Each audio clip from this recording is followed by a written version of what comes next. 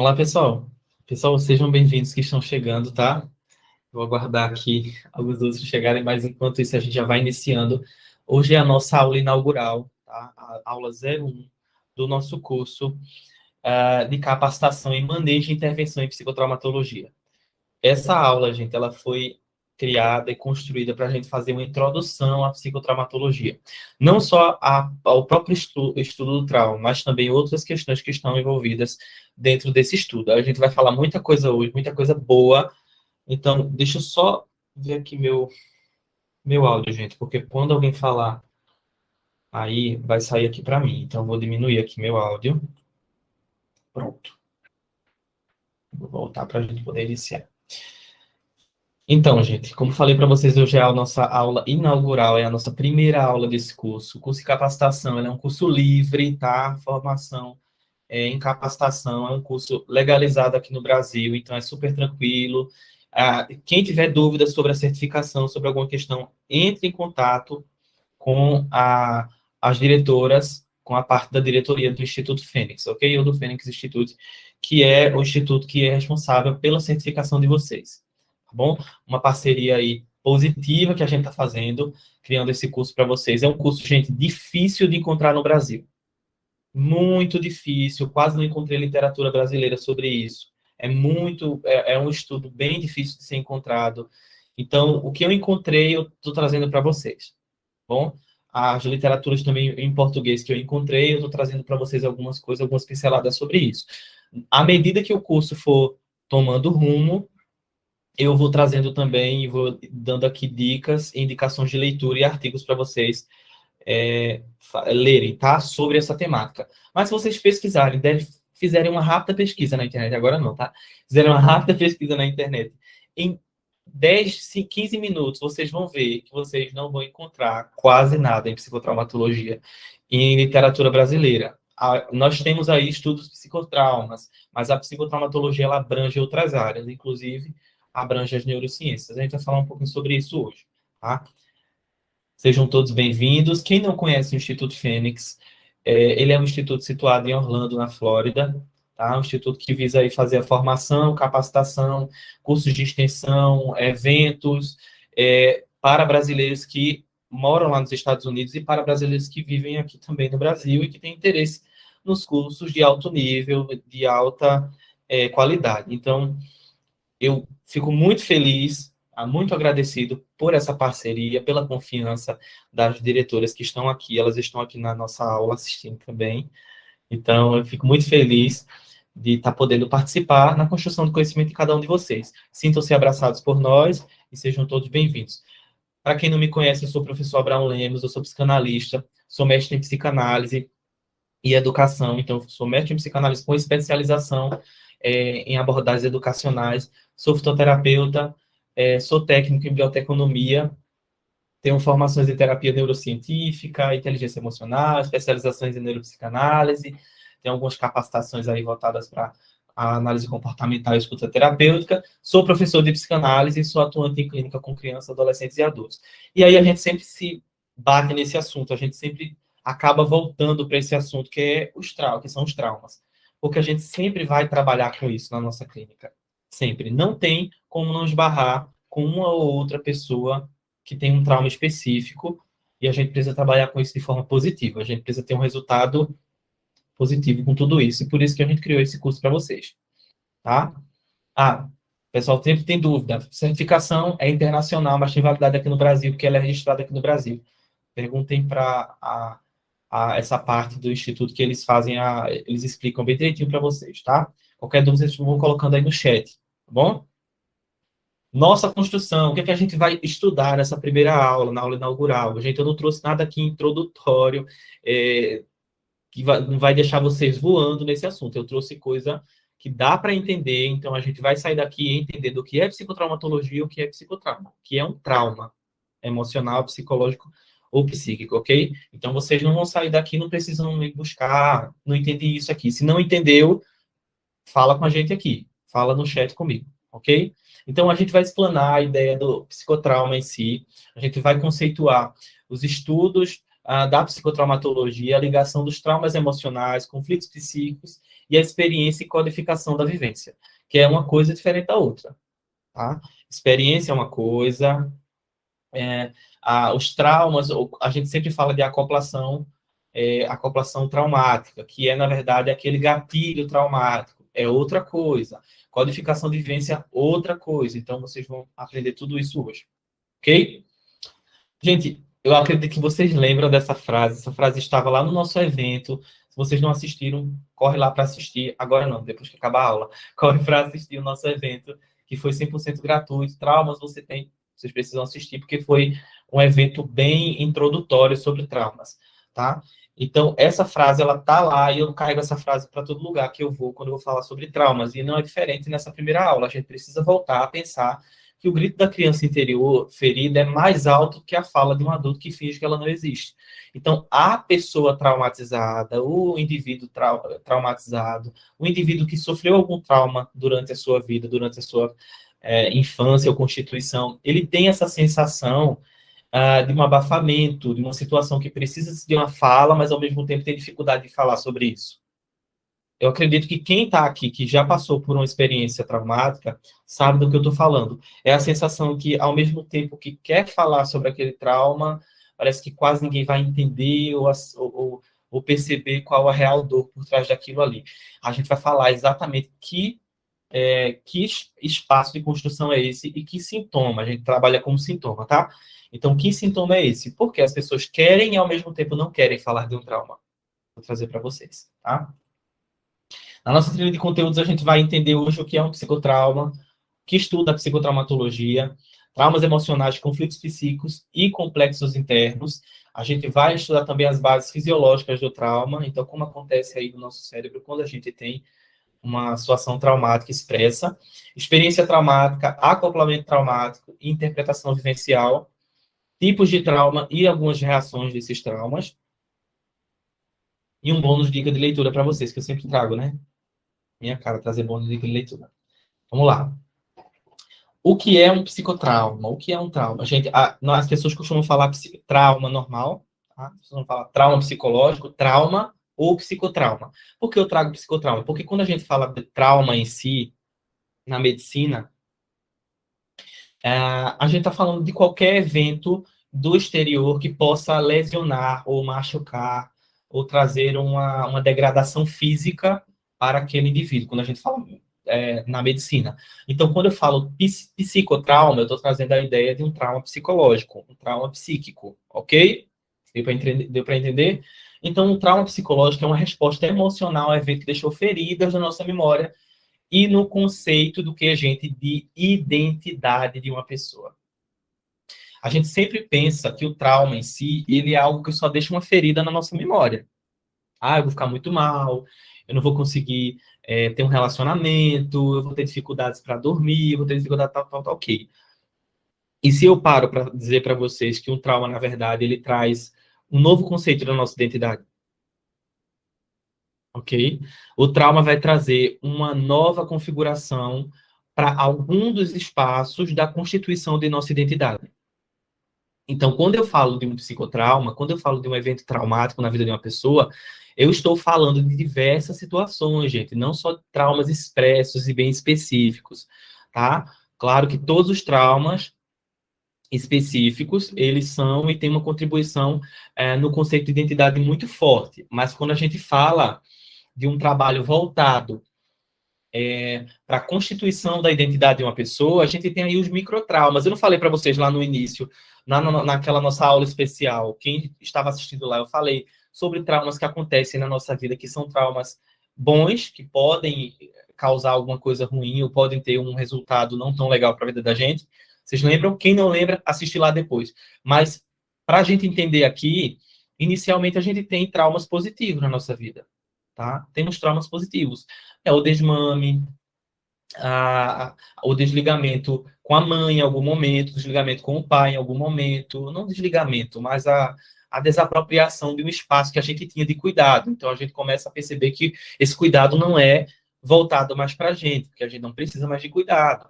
O parto é um processo traumático, e eu vou falar sobre partos aqui realmente traumáticos para a gente entender melhor sobre isso, mas para que vocês possam entender que o conceito de identidade de uma pessoa, ela é, de alguma forma, transformado em algum espaço, tá, gente? Não estou dizendo a identidade completa de uma pessoa, longe disso, até porque a identidade é uma constituição. Mas em algum espaço, em algum microespaço, o conceito de identidade dessa pessoa pode vir a ser é, mexido de forma simples aqui para a gente poder entender, ou pode vir a ser influenciado. Influenciado de que forma? Vou falar para vocês daqui a pouco, ok? Então, ela pode sentir uma série de emoções negativas logo após o acontecimento terrível ou a longo prazo. Mas aí eu vou trazer para vocês uma coisa bem importante. Quando a gente fala de psicotrauma, a gente está falando aqui, isso aqui é o basicão do psicotrauma, tá? É o básico, isso aqui que eu trouxe para vocês aqui, ó. O que é o trauma psicológico? O trauma psicológico é uma resposta emocional que deixou feridas. Básico, todo mundo vai saber que o trauma emocional é isso. Um trauma psicológico também é isso. Mas aí eu quero trazer mais profundamente um espaço para vocês pensarem sobre isso. De forma muito mais profunda. A gente vai chegar aqui um momento. Vocês vão ficar de boca aberta com o que eu vou trazer para vocês. Vocês vão ficar, meu Deus, é dessa forma que o trauma se desdobra na vida de uma pessoa. Eu vou trazer para vocês entenderem como funciona, tá? Então, eu vou pedir hoje para vocês um pouco mais de paciência. Hoje vai ter um pouco mais de leitura. Por quê? Porque existem alguns trechos aqui que eu tenho que ler para vocês, porque são trechos de escrita, ok? São trechos de, quando eu digo escrita, é literatura. São teóricos que falam sobre o trauma. Então, eu preciso ler isso aqui para vocês entenderem de fato. Claro que eu não vou ler ao pé da letra, eu vou estar lendo e explicando para vocês, exemplificando para vocês, porque eu li isso aqui centenas de vezes antes de vir trazer para cá. Então, entendendo que Freud concebe o trauma como um corpo quejente estranho que se aloja ao psiquismo do sujeito, desestabilizando sua economia psíquica. Então, de início, a gente tem Freud trazendo aí a ideia que o trauma é um corpo estranho. É como se eu tivesse um quarto e entra, eu já tenho todos os móveis no meu quarto, e aí entra um móvel que não cabe em lugar nenhum. E aí eu coloco ele onde? Eu coloco ele em cima de outros móveis. O que é que eu tenho que fazer? Ele tá desalojado ali dentro, ele está desestabilizando o meu espaço. O que eu preciso fazer? É exatamente essa forma que a gente lida com o trauma. Tá? O trauma é um corpo estranho que vem se alojando no psiquismo de um sujeito, de uma pessoa, em sua constituição ou não, tá, gente? Quando eu falo em sua constituição, eu estou falando nos momentos iniciais da vida do indivíduo. Eu nunca digo, eu sempre falo para as pessoas que eu nunca digo que a infância é algo desconectado da fase adulta. Pelo contrário, infância é constituição, fase adulta é vivencial. Então, eu vivo na fase adulta e eu me constituo na fase da infância e na fase da adolescência. O que eu quero trazer para vocês aqui é que esse corpo estranho ele pode se alojar na fase da infância, na fase da constituição, na fase da adolescência, que também é constituição, mas é transição, e na fase adulta, que é vivencial. Ok? Então, ele vai se alojar em um espaço e vai desestabilizar a economia psíquica. E a economia psíquica é aquela tentativa de manejar prazer, desprazer, dor, tá? O que é conforto, o que é positivo, o que não é positivo para mim. Tudo isso pode ser de alguma forma prejudicado por um trauma. Mas o que Freud quis dizer com isso? Freud liga o trauma psicológico diretamente ao conflito psíquico. Então ele fala, olha, o trauma psicológico, na sua grande maioria, é por conta de traz um conflito psíquico. Então, na grande maioria das pessoas que vinham para os consultórios, na época do Freud, para o consultório de Freud, ele percebia que essas pessoas elas tinham um conflito psíquico, um conflito emocional, por conta de uma questão traumática. Só um minutinho, pessoal. Só um segundinho, tá?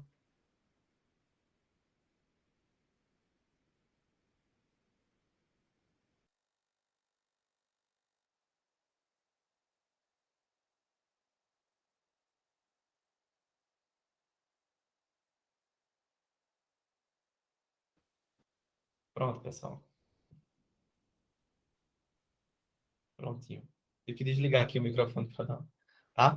Então, o Freud percebe que as pessoas que entravam em seu consultório sempre tinham, de algum modo, um conflito interno. E esse conflito se ligava a um trauma. Aí a gente fala aqui, pessoal, do início da trajetória do Freud em seus trabalhos clínicos. A gente fala aí até do método catártico, tá?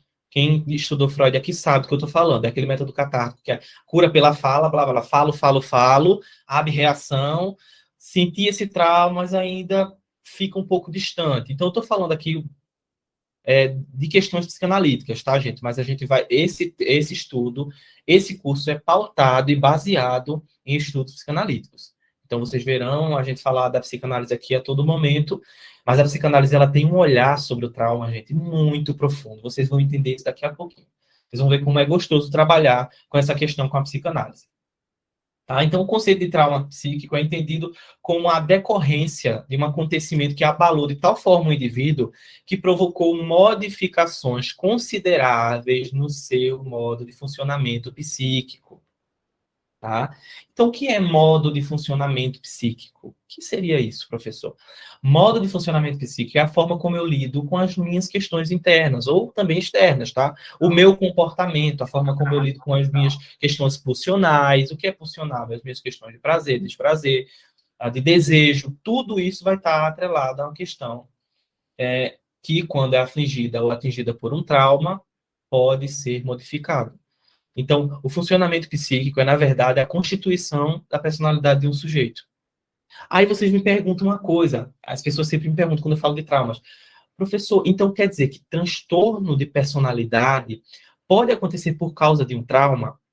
Olha a pergunta que o pessoal fala, porque se eu estou falando de personalidade e constituição, a gente tem a ideia de que a constituição da personalidade, em algum momento, pode induzir o paciente a ter um transtorno de personalidade. Vocês sabem que transtorno de personalidade não é doença, né, gente?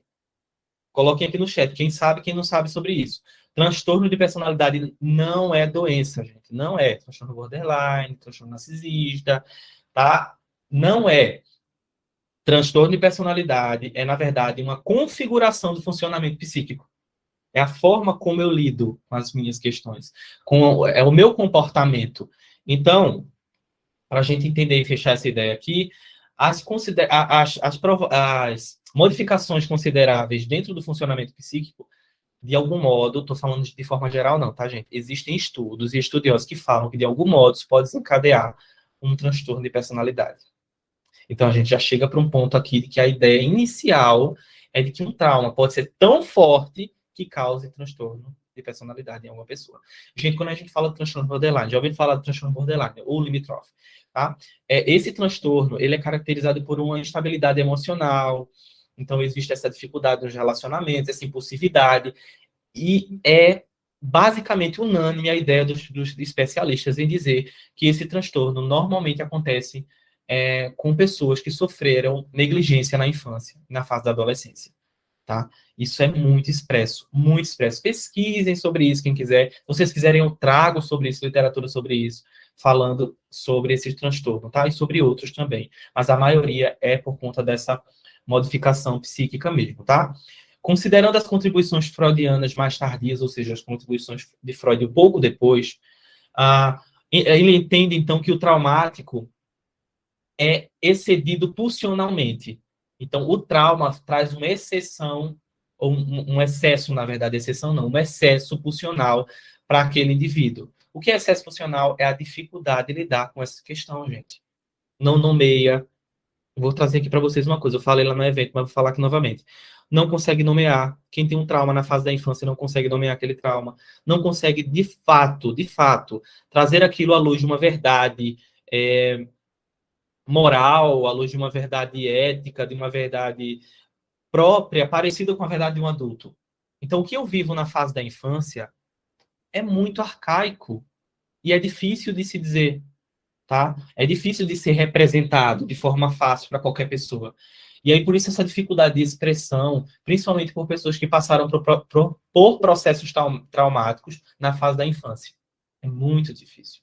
As pessoas que tiveram um trauma infantil, um trauma na fase da infância, têm uma dificuldade, uma resistência extrema em falar sobre esse trauma na fase adulta. Vou falar para vocês sobre isso daqui a pouco. Então, a gente percebe aí essa situação psíquica, essa instabilidade psíquica, além da capacidade de representação do psiquismo. Ok? Então, é naquele espaço onde não se consegue representar. Então, existe uma estreita articulação entre o trauma, prestem atenção nessa palavra aqui, gente, e o indizível. O que é isso? O que é indizível, professor? Meu Deus, que ideias que o senhor está trazendo aqui. Indizível é aquilo que a gente não consegue falar. Não consegue falar. Porque não existe uma expressão para isso. Tá? Não existe uma expressão para isso. Eu vou trazer para vocês daqui a pouco, mas eu vou falar aqui, vou soltar um pouquinho do que eu vou falar daqui a pouco para vocês. Principalmente as pessoas, isso foi experimentado muito nos campos de concentração. As pessoas que passaram por campos de concentração, logo após, as pessoas que sobreviveram a esses campos, a esses holocaustos, logo após a saída, não conseguiam falar quase nada do que passaram lá dentro. Não conseguiam.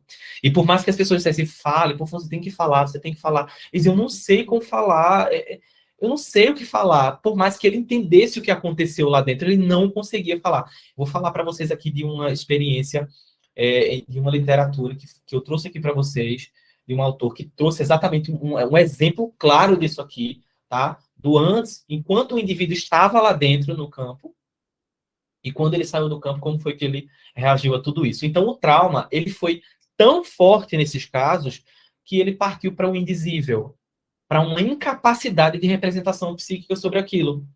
Então, é tão incapaz de se articular isso psiquicamente, de algum modo, ou é tão brusca a forma como isso entra no psiquismo, sem avisar, vamos falar assim, que ultrapassa a capacidade psíquica de apropriação e de recalcamento, ok? Então, eu não consigo me apropriar do que eu vivi, eu não consigo entender o que eu vivi, porque, psiquicamente falando, aquilo ali está muito aberto, é tão real ao mesmo tempo, mas é tão irrepresentável, porque eu nunca vi aquilo ali. Percebem o que eu estou falando aqui? Eu preciso trazer para vocês de forma muito palpável. Então, um trauma é sempre aquilo que a gente nunca viu em outro momento. É algo que normalmente nos aflige, que é diferente do que a gente tem em vista. Pode acontecer mais de uma vez? Pode, mas sempre de uma forma diferente. Por quê? Porque normalmente acontece em épocas, em momentos diferentes. Tá? As formas como a gente atribui aquele trauma, as situações traumáticas sempre são diferentes. Então, eu espero que tenha ficado claro isso aqui para vocês no Indizível. É algo que é incapacitado de uma representação psíquica naquele momento. Aí eu vou explicar para vocês direitinho qual é a capacidade da representação psíquica, como a gente consegue representar psicamente uma questão, por que no trauma não funciona dessa forma. Eu vou explicar para vocês tudo isso no decorrer dessa aula, tá? Então, o que é psicotraumatologia, gente? A psicotraumatologia é um estudo do trauma psicológico e emocional, tá?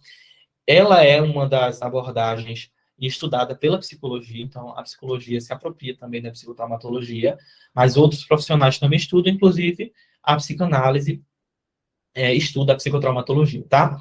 Especificamente, esta disciplina está envolvida em tratar, prevenir, pesquisar as situações traumáticas e as reações das pessoas a elas. Eu vou falar um negócio para vocês bem legal aqui. No início da psicanálise, o Freud veio percebendo que os estudos sobre as questões traumáticas, eles sempre ligavam toda situação traumática a um evento corporal grave que a pessoa tinha. Então, eles sempre falavam que, de alguma forma, aquilo somatizava na vida das pessoas, ok? A medicina da época falava. Então, não sei se vocês já ouviram falar, quem está aqui que estuda psicanálise, mas as pessoas que estão chegando agora, que nunca ouviram falar em psicanálise, a psicanálise é um método de tratamento, tá?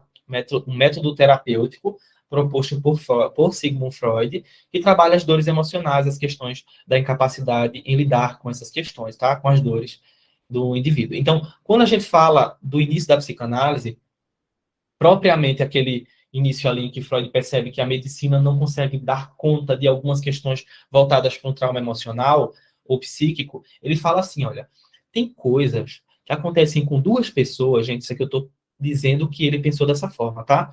Se vocês precisarem, vai falar assim, não, é o que estou dizendo. Mas ele teorizou dessa forma. A construção da psicanálise toma um rumo para abraçar uma ideia como essa. Se vocês lerem as obras freudianas, vocês vão entender. Então, quando ele fala sobre isso, ele diz assim, olha, duas pessoas da mesma classe, da mesma idade, têm a mesma situação traumática. As formas como elas experienciam e refletem isso no seu dia a dia são totalmente diferentes. Mas como assim? Eu estudei neurologia. Freud pensando. Estudei neurologia. Sei como funcionam as questões neurológicas. Mas por que, emocionalmente falando, as características são diferentes? E aí ele leva o quê? O psiquismo. Ele diz, peraí, existe uma decodificação, existe uma ideia de representação, existe uma constituição, existe uma individualidade. Então, a experiência traumática também é estudada pela psicotraumatologia. A experiência pós-traumática também é estudada. A somática do trauma. O que é somática do trauma, professor? A somática é aquele trauma, é aquela experiência traumática, mas é tudo que vem depois daquilo que lembra de alguma forma ou reflete naquele trauma que a gente viu, tá? E somática aqui não está vindo propriamente da psicossomática, que é um estudo da psicanálise, que é aquilo que reflete no nosso corpo. Quando eu estou falando de somática aqui, eu estou dizendo a soma de experiências traumáticas ou de conflitos voltados para esse trauma. Porque se vocês param para observar, Freud fala sobre isso, vou trazer para vocês. Ele diz assim, ó, ele fala que quando existe um trauma tal, vamos lá, 4 anos de idade, aconteceu um trauma na vida de uma pessoa, ela leva isso e ela decodifica esse trauma de diferente modo, de acordo com as suas vivências em cada etapa de sua vida. Olha isso. Então, vamos lá. 4 anos, experiência traumática X. Com 5 anos, ela vai ter essa percepção da experiência traumática, só que com a idade que ela tem. Então, ela vai carregar aquilo mais do que ela está vivendo ali. A dificuldade que ela está tentando lidar, que ela está tendo, na verdade, para tentar lidar com aquela experiência traumática. E aí, aos 12 anos, ela vai ter a realidade que ela tem aos 12, mas também com a ideia decodificada da experiência traumática dos 5. Então, é uma coisa que vem somatizando até a fase adulta. Ok? Isso aí vai alimentando outras questões, outras experiências também. A gente vai falar melhor sobre isso para vocês tirem de letra. A gente percebe também a psicotraumatologia com os estudos dos sintomas físicos, fisiológicos e emocionais, e também psíquicos, que tudo isso provoca. Alguma dúvida até aqui, pessoal? Coloquem no chat, tá? Se vocês têm alguma dúvida. Ok? Ok. A partir de Freud, a gente fala agora de traumas emocionais, conflitos psíquicos e complexos internos. Tudo diferente uma coisa da outra. Traumas emocionais. O que são traumas emocionais? A gente leu agora o que é. Trauma psicológico, emocional. Conflitos psíquicos, decorrência de um trauma. Ok? Normalmente decorrência de um trauma. Complexos internos, ligação de todas essas questões somáticas dentro do nosso psiquismo. Fechou? Então, traumas emocionais, aquela experiência traumática em si.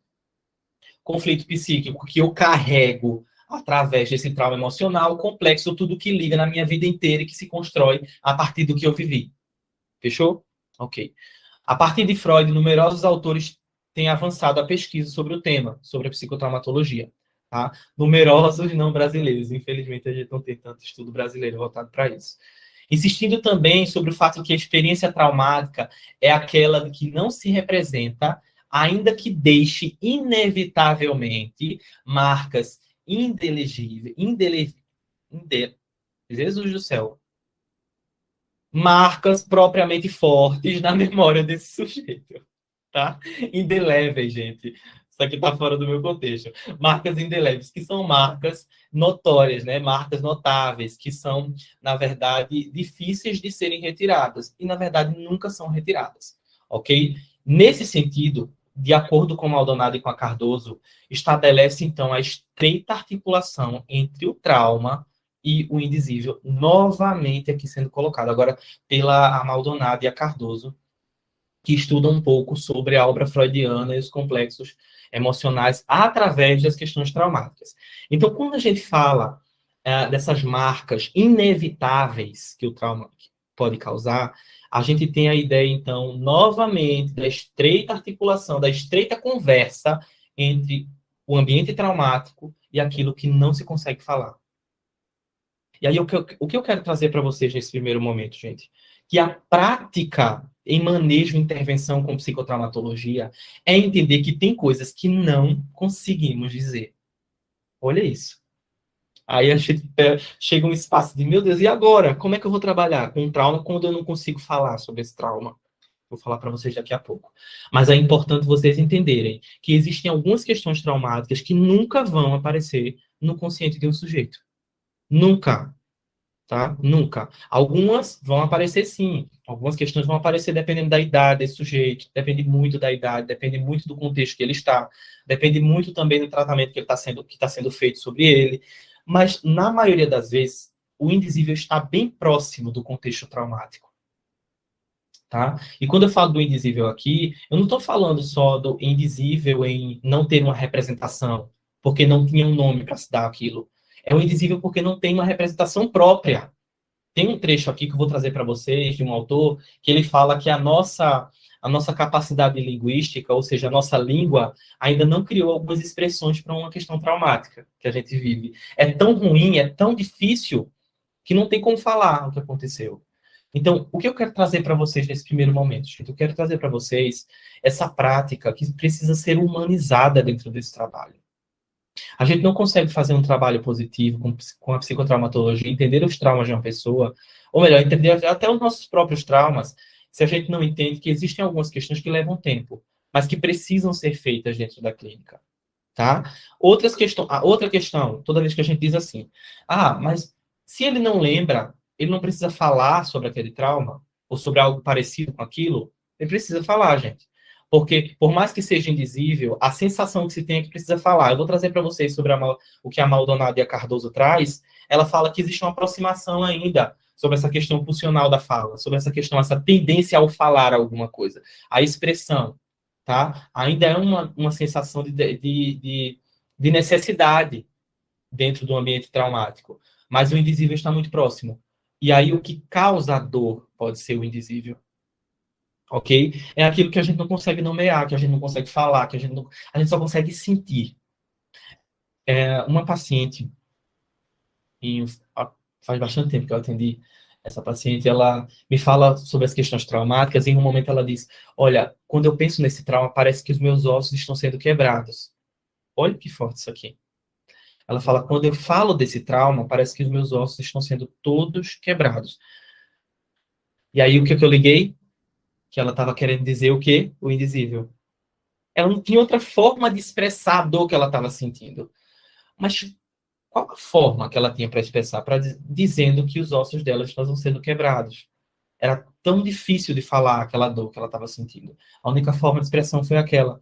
Então, o indizível ele pode ser trazido na clínica de formas assim, simbólicas, tá? E a gente trabalha muito disso no manejo. Vou falar para vocês, vou explicar para vocês no decorrer do nosso curso, tá bom? Gente, agora eu vou precisar ler isso aqui para vocês. Por quê? Porque isso é muito importante. Essa é a filosofia de Walter Benjamin, tá? Ele era um ensaísta. Ele criou esse texto aqui através de um ensaio em contestação, em experiências com sobreviventes que voltavam das trincheiras, tá? Os soldados que voltavam da guerra, ok? Todos os soldados que voltavam da guerra, eles sempre voltavam com uma característica. Mas que característica era essa? Eles voltavam mudos. Olha isso, gente. Eles voltavam mudos. Na época, já podia se notar, de acordo com Walter Benjamin, que os combatentes tinham voltado silenciosos do campo de batalha, mas pobres em experiências comunicáveis e não mais ricos. Tá? O Benjamin fala isso em um dos seus escritos de 1993, e ele comunica e traz a terminologia utilizada por Benjamin, a Primeira Guerra Mundial, trazendo como um problema cruel que poderia ser justificado e definido como o fim da narrativa tradicional para as pessoas que sobreviveram a todas essas atrocidades. Então ele fala que os sobreviventes das trincheiras, eles voltavam sem histórias para contar, pois o invivível na guerra não podia ser assimilado em palavras. Vamos parar aqui. Quando eu falo do indizível, a gente também fala do invivível. É aquilo que não dá para viver. Percebem aqui, gente, onde a gente chegou? É aquela questão que é profundamente traumática, é tão dolorosa, que não pode ser assimilada com palavras. Então, a maioria dos soldados que eram sobreviventes das trincheiras ou de outros campos de guerra, eles sempre voltavam, e na maioria das vezes eles voltam assim, eles voltam muito apáticos, eles voltam silenciosos, eles voltam depressivos, eles voltam ansiosos, eles voltam pobres em comunicação, tá? Então, se vocês perguntam para uma pessoa que volta de um campo, de um espaço onde está acontecendo, onde está sendo travada uma guerra, ele vai falar nada, não aconteceu nada, não tenho nada para falar. Porque a sensação é que o invivível, ele foi vivido, de algum modo, mas ele não é ele é tão forte para ser introjetado no nosso psiquismo que ele não consegue ser assimilado lá. Entenderam, gente?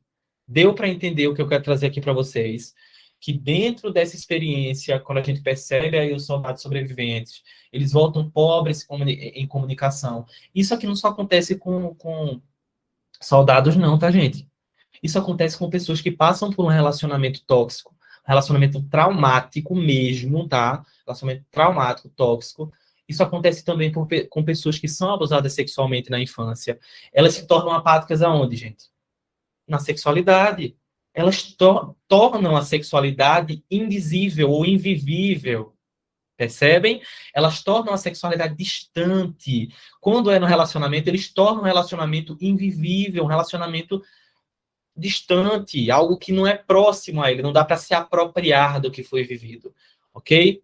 Então, ele fala que essa questão da guerra, o trauma experienciado na guerra, não era possível fazer essa transmissão entre os soldados e nem entre as pessoas um boca a boca. Então, eles não conseguiam falar o que tinham vivido lá dentro. E por isso, muitos desses soldados só conseguiram abrir mesmo as suas histórias anos depois de sair desses espaços. Tanto soldados quanto também as pessoas que passaram pelos campos de concentração, tá? E outros espaços também, gente. Só tá falando isso aqui, não. Existem outros e vários outros espaços de sofrimento que aconteceram em diversas épocas da nossa história, do, da história. Tem uma pergunta aqui, gente. Aconteceram diversos momentos da nossa história que trazem toda essa questão. Inclusive, pessoas que passam por dificuldades aqui no Brasil, pessoas que passam por experiências muito traumáticas aqui no Brasil, as chacinas que acontecem, tá? Os serial killers que acabam atacando escolas. Se você sai com uma criança daquela, depois de um acontecimento daquele, e vai lá perguntar o que aconteceu, ela não vai saber falar, gente. Ela não vai saber falar, ela vai dizer, eu não sei, não é o que ela está escondendo, é que ela não consegue nomear, assimilar em palavras o que ela está vivendo. Então, gente, trazendo a filosofia do Walter Benjamin, a gente percebe o quê, gente? A gente percebe que muitas vezes um trauma é algo, uma experiência introjetada no nosso psiquismo como algo que seria invivível ou inviável para uma vivência. É uma experiência tão conflituosa que chega a ser é, propriamente descartável para as palavras, tá? Nessa assimilação. Então, o trabalho que a gente tem aí, né? O trabalho que a gente tem para que esse paciente compartilhe com a gente o que ele viveu. Olha que trabalho, tá? Deixa eu ver a pergunta aqui da nossa colega. O que ela perguntou. Muita pergunta aqui, gente. Já tem muita pergunta. Quando uma criança... isso acontece muito com as pessoas sexualmente. Quando vivido na infância, some as imagens gravadas, esse trauma não é acessado. Não, quando a gente vive na infância, as imagens, as percepções, as construções ficam introjetadas no nosso mundo interno, tá? Elas ficam lá, elas ficam no nosso psiquismo, lá no nosso inconsciente, mas elas ficam de forma arcaica, ou seja, elas ficam de forma bem solta lá dentro. Então, por isso que é difícil assimilar, porque também está tudo muito misturado lá dentro, né? Precisa-se de um trabalho específico para acessar essas questões traumáticas, ok? E a gente vai falar sobre isso nesse curso, tá bom? Vocês vão sair daqui férias nisso aqui. Tem pessoas que o trauma é tão forte que não conseguem traduzir em fala, mas em choro. Verdade, Francisco, é exatamente isso. Isso acontece muito, tá?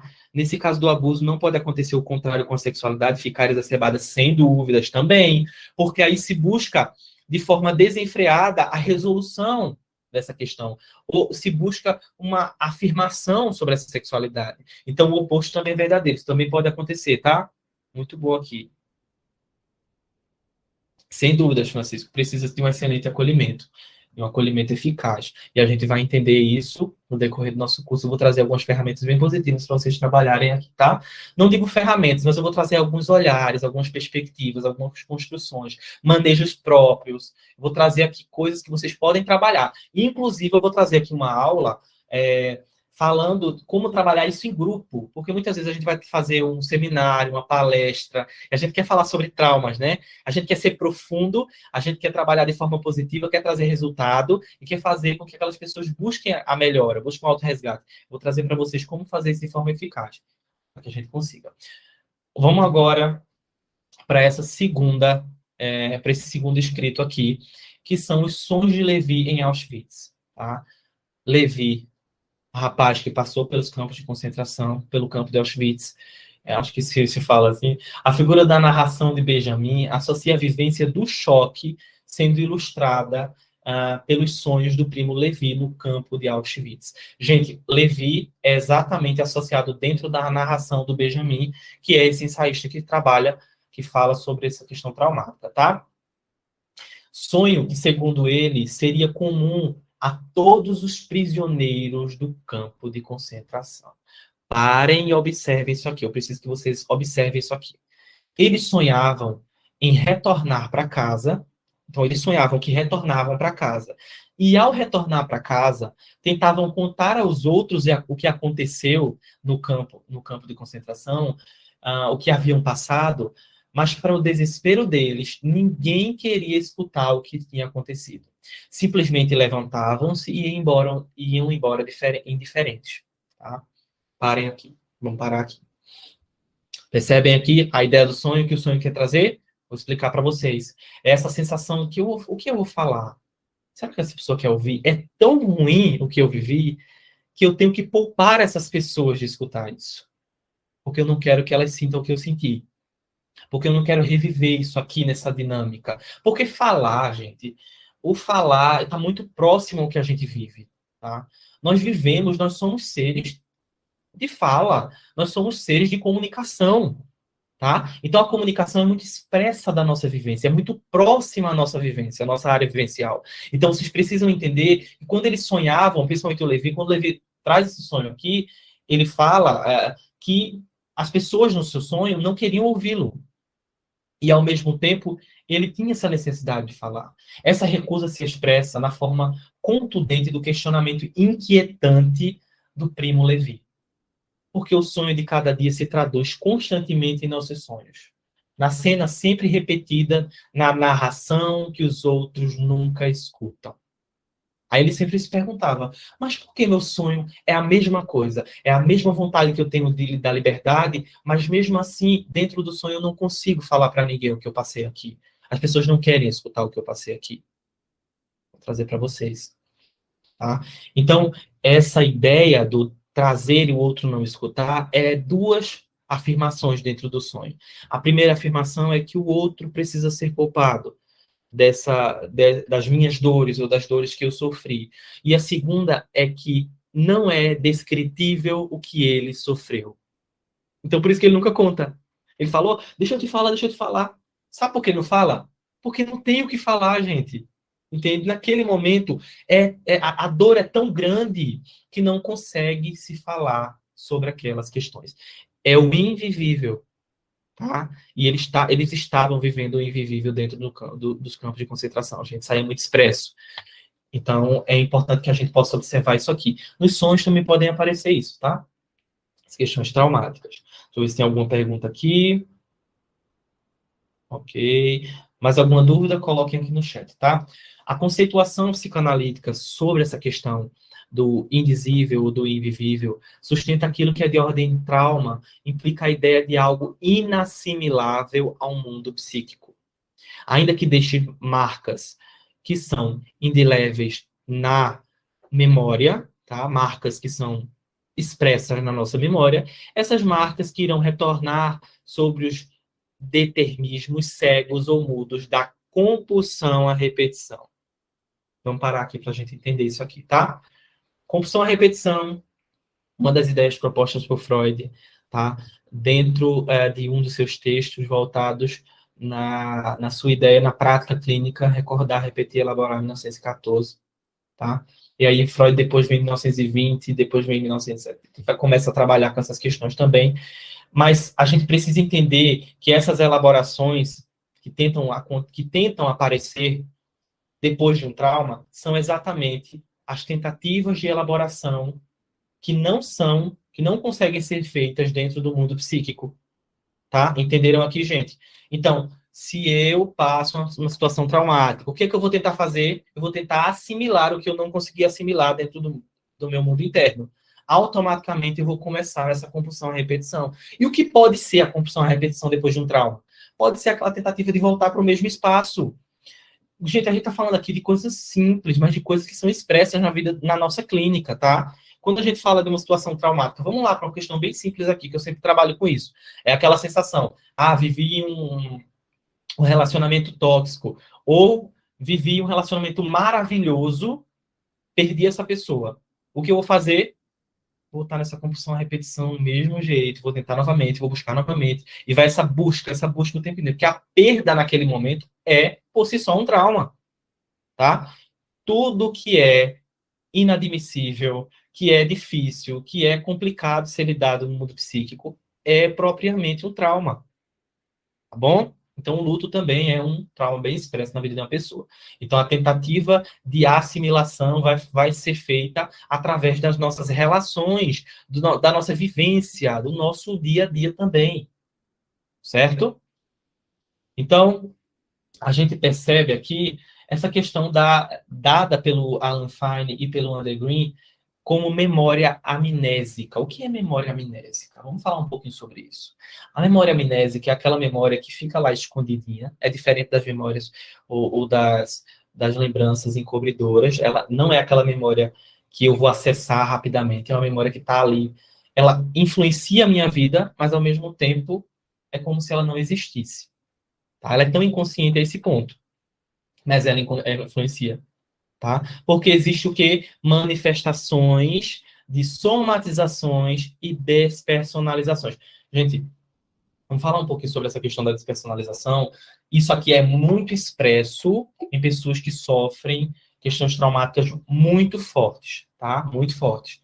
Quando eu digo aqui questões traumáticas como acidentes, como derramamento de sangue, a depreciação ou a presença de questões de chacinas, tá? As pessoas que passaram pelos campos de concentração, as pessoas que vão para algum campo de batalha, elas sempre voltam com essa questão da despersonalização. É aquela sensação, peraí, quem eu sou? Por que isso tudo aconteceu comigo? Até que ponto eu realmente tenho controle sobre tudo que eu vivo? Essa sensação, ela vai rondando a vida das pessoas. E isso também é percebido lá quando eu falei para vocês, na filosofia do Walter Benjamin, ele fala muito sobre isso, tá? Ele fala muito sobre essa despersonalização dos soldados. Os soldados chegavam apáticos.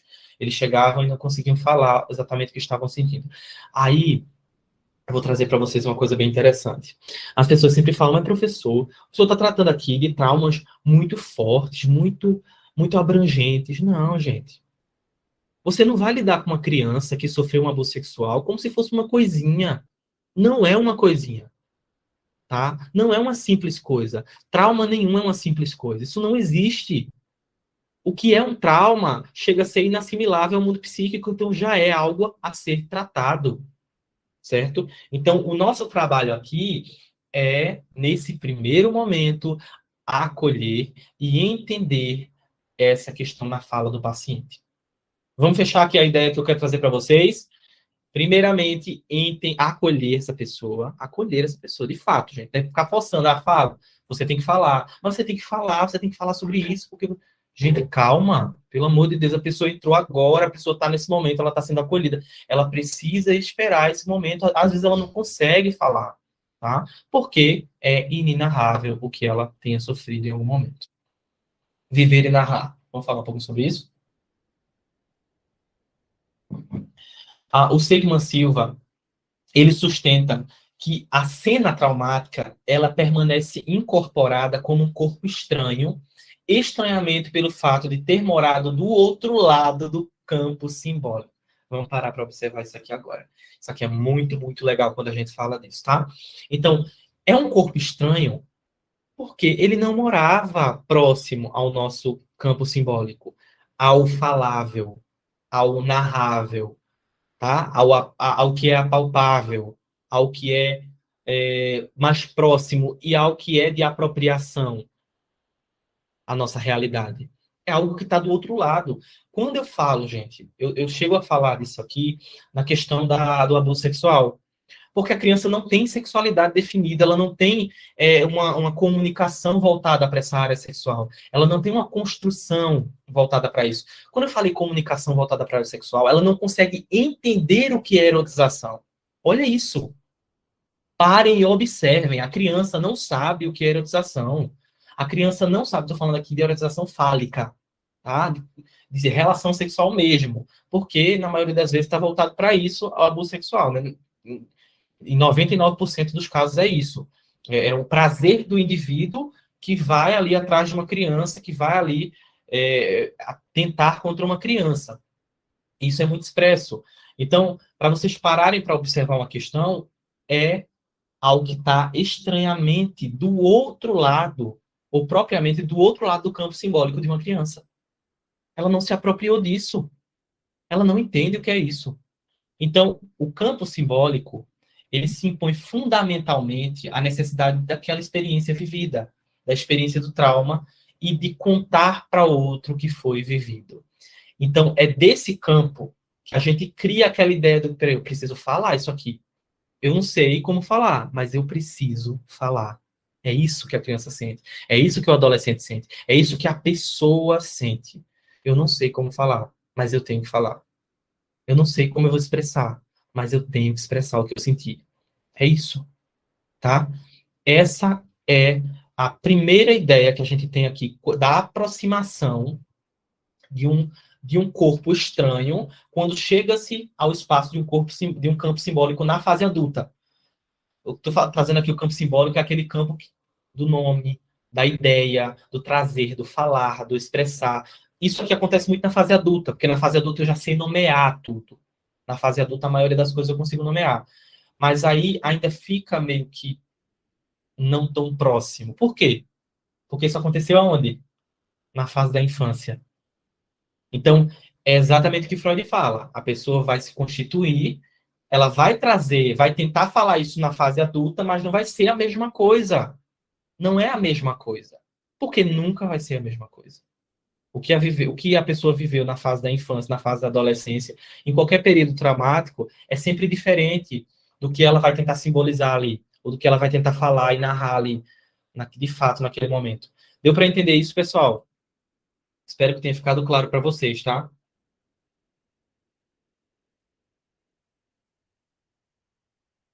No caso do aborto, a pessoa fica buscando ser mãe. Mirela, qual seria essa ideia do aborto? No caso, se ela abortou em algum momento, se ela perdeu essa criança, é isso? Se for isso, pode acontecer sim, tá?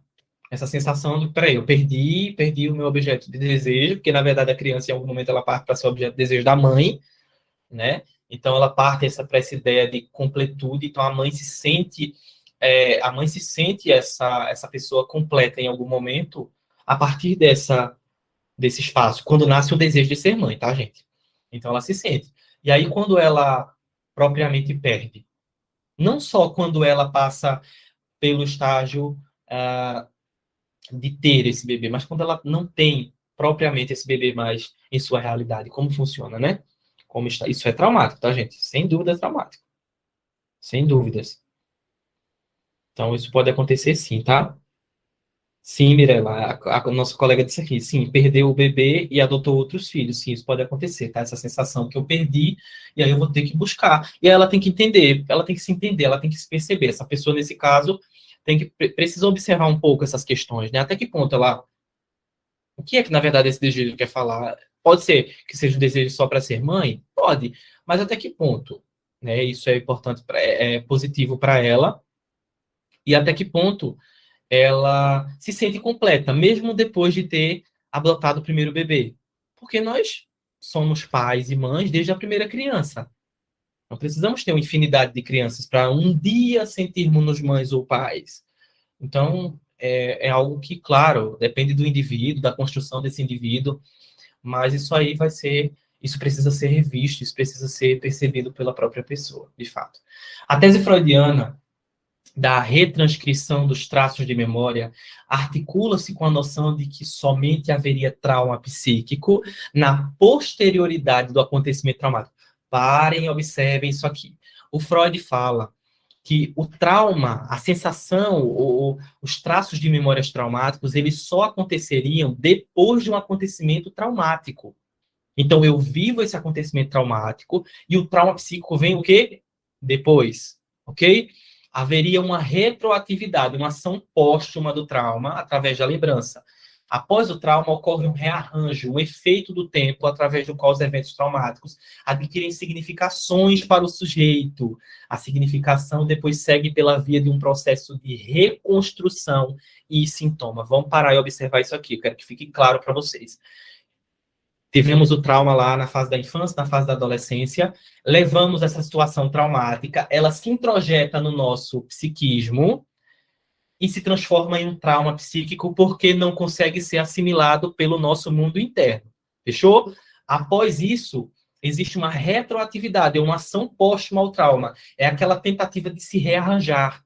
Eu não falei para vocês, eu sempre falo para vocês que o nosso psiquismo, ele tende a tentar se reorganizar através das pulsões, através de desse trabalho e manejo da economia psíquica. Então, chega em um determinado momento que a gente já consegue o quê? Dar um significado para esse trauma. Um significado, pode ser só um mesmo. Dor, dificuldade, sofrimento, morte, perda, pode ser só um. Ele vai começar a ter significados diferentes em diversas partes da nossa vida, em diversos processos, numa reconstrução e sintoma, circular. É isso que eu quero trazer para vocês aqui. É como o trauma também se desenvolve na vida de uma pessoa. Então, se uma pessoa, vamos partir para um ponto aqui, vamos continuar nessa área da sexualidade infantil e vamos trabalhar, porque fica mais próximo da gente, a gente poder entender, né? Algo mais expresso. E as pessoas trabalham muito com isso. Então, a criança abusada sexualmente, ok. O que é que ela sente quando ela é abusada lá, na infância? Ela sente medo, pavor, ansiedade, ela sente desproteção, ela sente um sentimento de inutilidade, ela sente um sentimento ou uma ideia de culpa, tá? E tudo isso aqui é na fase da infância. Depois disso aqui, na fase da adolescência, existe uma retroatividade, uma ação póstuma ao trauma, e talvez essa criança ela possa desenvolver algum conflito na área da sexualidade. Então, ela pode desenvolver uma sexualidade bem no início da pré-adolescência, tá? Uma sexualidade ali, a flor da pele, que não pode acontecer naquele momento. Ela pode ter compulsões sexuais, ok? Ela pode ter dificuldades nos relacionamentos. Fase da adolescência. Por que fase da adolescência? Porque a descoberta da sexualidade é latente. Então, a forma como o psiquismo vai tentar lidar com aquele trauma é exatamente com o que se vive naquele momento da nossa vida, tá? Tô até animado aqui, né? Quase batendo no microfone. É daquele momento que se vive, tá? Então, na fase da infância, constituição, então vem a questão afetiva. A adolescência, sexualidade, no caso do trauma na área da sexualidade, a sexualidade está aflorando, perdão. E aí a retroatividade vai ser exatamente dentro da sexualidade do adolescente ou da identidade desse adolescente. E na fase adulta, o que é que acontece, gente? Dificuldades nos relacionamentos, falta de confiança nas pessoas, não consegue confiar em ninguém, não consegue confiar a sua segurança em alguém. Ou seja, segurança, gente, eu digo uma segurança básica, aquela coisa, eu vou com você para um lugar, não vou com você para um lugar. São coisas tão simples, relacionamentos totalmente é, tóxicos, difíceis de se lidar com abusadores, para tentar reafirmar alguma coisa, para tentar reorganizar alguma coisa, vivendo o mesmo trauma. Então, a dificuldade aqui é muito expressa. Isso vai sendo colocado de fase para fase daquela pessoa, até que aquela pessoa venha tomar ciência do que aconteceu realmente. Ou até que aquela pessoa venha tentar narrar o inarrável. E como se narra o inarrável na clínica? Falando tudo o que se pensa. Simbolizando, criando conexões, contando histórias, desenhando, quando no caso uma criança. Desenhando, como é no caso de um adulto. Escrevendo, falando mesmo, chorando.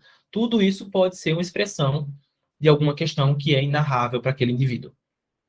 Ok? Vamos lá, pessoal. Trata-se da realidade encoberta, de acordo com o Duparc, tá? Rejeita as construções, então existem remodulações dentro do nosso psiquismo, tá? Então, a rejeição a essas construções fazem com que a gente tente reconstruir, remodular todo o tempo aquelas situações traumáticas. É como se fosse aquela tentativa de refazer ou de ter uma situação e tentar resolver aquilo ali, tá, gente? Isso em alguns momentos. Claro que nem todos os casos acontecem, mas a gente está falando aqui de casos mais específicos, como é o caso de um abuso sexual. Se vocês têm alguma dúvida sobre isso, vocês coloquem aqui no chat, por favor, tá? E com relação à gravidez psicológica, gente, isso aqui é muito sério, tá?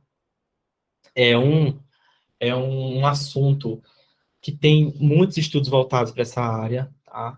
Estudos que tentam entender, que tentam formular teorias para isso, mas na maioria das vezes a gravidez psicológica, ela é essencialmente proveniente de conflitos emocionais e psíquicos. Essencialmente, gente. Não tem como falar, uma coisa não é natural. Não se constitui de forma natural. Então, normalmente a gravidez psicológica, ela tem as suas raízes aí em um trauma, em algum conflito, em alguma dificuldade, em algum complexo. Ela tem sim, tá bom? Nem sempre quer dizer que a pessoa queira ser mãe, tá, gente? Porque eu já estudei casos, já parei para estudar casos de pessoas que tiveram gravidez psicológicas e ficaram assustadíssimas quando descobriram que estavam grávidas, ok? Tanto que isso, em algum momento, as mães pensaram em fazer, em ter, em abortar. E aí, o que é que elas fizeram? Elas começaram a tentar fazer mais e mais exames, mais e mais exames, mais e mais exames. Acabaram descobrindo que não tinham nada, que realmente é, não estavam grávidas. E aí é toda aquela ideia. Peraí, se ela não queria ser mãe, como é que ela gerou uma gravidez psicológica? Ou como é que ela construiu uma gravidez psicológica? Psiquismo, tá? Conflito psíquico pode sugestionar tudo isso. Por quê? Porque é simbólico, é singular e é subjetivo, nunca é objetivo. A forma como a gente se comporta e como as coisas acontecem de forma sintomática é bem subjetivo, tá? Então a gente vai para a teoria freudiana da memória verdade. O que é memória verdadeira? É aquela memória que a gente viveu mesmo, tá? É aquela situação traumática própria na infância, que está em busca de ser encontrada. Então é aquela ideia, peraí, será que eu vou descobrir exatamente o que eu vivi em algum momento? Mas o que estaria em alcance, na verdade, seria apenas a memória encontrada, ou a memória acessível, tá? Seria apenas a memória daquele espaço, a memória discursiva. Então, nós nunca conseguiremos acessar uma memória 100% de alguém, gente. Se a gente trabalha com a psicanálise, a gente fala aí que as memórias, elas passam de uma época para outra e elas são construídas através das experiências. Porque se uma criança ela tem ideia da sexualidade de uma forma, um adolescente também tem de uma forma, e o adulto tem de outra forma. Então perceba como essa pessoa vai trazer aquela mesma situação em diferentes partes da sua vida, ok? Então qual é o nosso trabalho aqui, com o manejo de intervenção em psicotraumatologia? Entender que esse sujeito ele está falando de acordo com a sua constituição e desenvolvimento naquela idade, tá? E aí, o que é que a gente faz para entender melhor aquela memória mais próxima do trauma? Quanto mais próxima, melhor. A gente vai fazer com que aquela pessoa comece a narrar experiências que são mais afetivas, ou mais corporais, ou mais de experiências mesmo, tá? Em algum momento, vamos lá, se a pessoa aconteceu um trauma na área da sexualidade, tá? A pessoa vai narrar o quê? Se ela sentiu dor ou não. É essa sensação que talvez aproxime ela desse ambiente, ok? Quanto mais eu disser, como você se sentiu? Ela vai dizer, eu me sentia desse jeito, mas agora a pessoa já vem em cima com a resistência. E não falar, porque ela não se sente assim, ela não quer se sentir assim. Mas se eu disser, você sentiu dor quando isso aconteceu, a pessoa vai lá atrás vai dizer, peraí, eu realmente senti dor. E não só foi dor emocional, foi dor física. Então tem uma ligação mais próxima ao que aquela pessoa viveu. O manejo parte muito para esse ponto, mas a gente vai trabalhar muitas outras coisas, inclusive perguntas e intervenções que fazem com que esse paciente traga de forma cada vez mais positiva tudo isso, tá? A verdade narrativa do trauma. Então, o que é que a gente vai buscar? A verdade narrativa. E não a verdade própria, porque não tem como chegar a essa verdade própria. E se a gente colocar isso na cabeça do nosso paciente, a gente vai deixar ele louco. Vou ser bem sincero para vocês. Se a gente coloca isso aqui, ó, você vai ter que chegar à verdade própria. Você vai ter que lembrar como aconteceu de fato. Gente, é impossível, tá? Você pode lembrar uma ou outra questão, várias questões, quase tudo, mas nem tudo, de fato, você vai conseguir lembrar. E a gente precisa respeitar isso para que não aconteça dificuldades e que o paciente não venha desistir do tratamento, achando esse tratamento impossível. Porque a gente não está para fazer nada na vida do paciente que é impossível, porque a gente não é Deus, não é divindade nenhuma, não é santo. A gente trabalha com intervenções e com um trabalho voltado para a saúde emocional, ok? Vamos lá. O trauma, trazendo novamente para vocês, é uma catástrofe interna, um colapso total da personalidade devido a uma sobrecarga que se sobrepôs às funções e atividades mediadoras do ego. Vocês lembram que eu falei isso lá no evento, mas vou trazer novamente aqui para vocês com uma nova roupagem. Eu falo que o trauma é uma catástrofe interna, um colapso da personalidade, porque ele influencia no psiquismo, na personalidade, como eu falei para vocês, e uma sobrecarga que vem com com esse invisível, com essa questão que é inarrável, ok? Então, ele se sobressai sobre as funções das atividades do ego, porque o ego é aquele que nomeia. Fechou, gente? O ego é o que nomeia, o ego é o que fala, o ego é a nossa personalidade, é o que eu digo, é o que eu escuto, é o que eu falo. E aí ele se sobrepõe. Por quê? Porque ele é inenarrável, é muito mais do que a gente pode pensar. É muito mais conflituoso.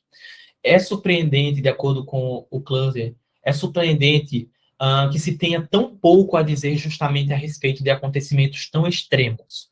A linguagem humana foi inventada para outros fins. Olha o que ele fala aqui. Ele diz, olha, a linguagem humana ela foi inventada para uma comunicação em outros fins, e não para dizer o inarrável, e não para dizer o invivível, aquilo que é o sofrimento tão expresso dentro do psiquismo, que não se consegue falar de fato o que aconteceu, ok? Com todas as letrinhas. Se consegue exemplificar, experienciar, representar, tudo isso se consegue fazer, tá? E através de tudo isso a gente consegue resultados positivos. Eu vou trazer para vocês cada um desses tópicos nas próximas aulas, para que vocês trabalhem isso de forma cada vez mais positiva. O trauma como sendo o limite entre a fala e o silêncio, o inominável real. Então é aquele silêncio, gente, que se opõe à nossa própria fala. É um silêncio que vem para, em algum momento, nos paralisar. Porque em um determinado momento da nossa vida, quando a gente sofre um trauma, a gente realmente paralisa, tá?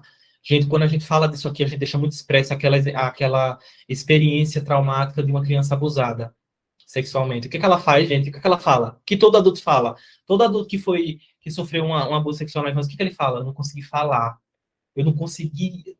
Parece que eu fiquei paralisado, não sabia o que fazer. Eu fiquei congelado, inominável, invivível, tá? É um paradoxo quando a gente fala disso, porque foi vivido, ok? É o inominável real, é quando você sente que você viveu, mas você não aceita ter vivido. Olha como isso é conflituoso para uma pessoa, ok? Então, é esse paradoxo que nós precisamos respeitar, gente. Respeitar. De fato, ninguém quer viver um trauma. Aí a pessoa fala, mas você tem que aceitar que você viveu um trauma. Gente, de fato, existem coisas que são inomináveis. E não existe essa questão de eu tenho que aceitar. Eu preciso entender, perceber, nomear, colocar em algum espaço. Eu preciso reaproximar de um espaço mais real para que eu consiga lidar com aquilo. Mas aceitar de fato um todo e fechar aquele ciclo é quase impossível, gente. Então, eu pergunto para todos vocês, e eu pergunto para mim, até que ponto em nosso manejo a gente não está tentando fazer uma coisa impossível com os nossos pacientes? Quando a gente fala de ressignificação. Já pararam para observar que quando a gente fala de ressignificação, parece que é aquele processo que vai transformar a vida do paciente em um todo, que o paciente vai sair de lá outra pessoa. E quando a gente fala de um trauma, a gente fala de um processo de constituição, é um processo que faz parte da vida daquela pessoa, tá? É experienciado. De fato, gente, claro que dá para ressignificar as questões traumáticas, dá para trazer para um ambiente nomeável. É isso que a gente precisa fazer, tá? Tirar o inominável e trazer para um espaço que pode ser nomeado. E eu vou ensinar para vocês como se faz isso, como a gente faz isso na prática com os nossos pacientes, ok? o que a gente precisa fazer para chegar a esse espaço. Vamos lá? Alguma dúvida até aqui, pessoal? Ok? Vamos falar um pouquinho sobre a fisiologia do trauma, tá? Uma pesquisa desenvolvida na Universidade Federal de São Paulo, na Unifesp, comprova que pacientes que sofreram transtornos de estresse pós-traumático, ou seja, que passaram por uma experiência traumática, apresentam uma redução de 8 a 10% em duas específicas regiões do nosso cérebro, córtex pré-frontal e hipocampo. Tá? Vamos observar essa imagem que eu trouxe aqui para vocês do cérebro aqui. Observem essa imagem. Córtex pré-frontal, essa área aqui frente, tá? Essa área aqui da frente, e o hipocampo. Compromete a capacidade de concentração, raciocínio e memória. Mas eu quero falar para vocês profundamente por que esses campos eles são comprometidos de algum modo, ou porque eles sofrem dentro dessa experiência traumática, ok? Vou explicar para vocês agora. Essas alterações, antes de fazer uma explicação mais específica, essas alterações elas também podem aparecer no hipocampo, na amígdala, no córtex visual, é onde eu olho, onde eu enxergo, é onde eu vejo, ok?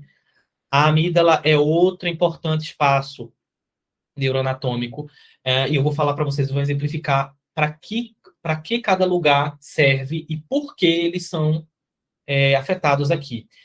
Eles também podem, outros espaços também podem ser afetados, como a própria perda celular e a inibição da neurogênese, tá, gente? Neurogênese é aquela capacidade de transformação ou de reaproveitamento de algumas questões neurológicas. Inclusive, a neuroplasticidade faz parte desse espaço e é extremamente comprometida.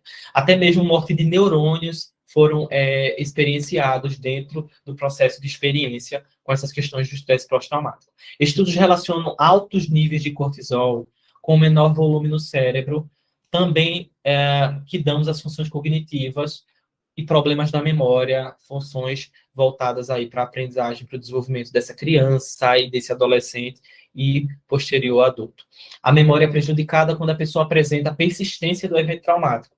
A ideia fixa, a dificuldade em esquecer o ocorrido, recordações aflitivas, dores de cabeça, dificuldade em selecionar sentimentos, são alguns das experiências mais próximas de alguém que sofre de um estresse pós-traumático.